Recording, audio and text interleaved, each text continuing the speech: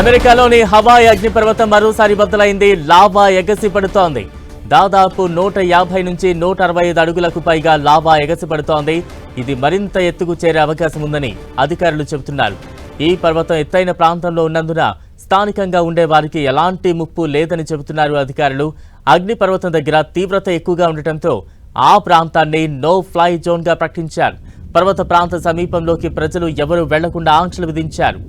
Hawaii అగ్నిపర్వత ప్రాంతంలో ఉన్న ప్రపంచంలోని అత్యంత చురుకైన కిలోవియా శిఖరంపై బిలం నుంచి గతేడాది డిసెంబర్ 23న విస్ఫోటనం మొదలైంది. క్రమంగా ఆ విస్ఫోటనం పెద్ద ఫౌంటైన్లా మారింది. అగ్నిపర్వతం నుంచి లావా విరజిమ్ముతోంది.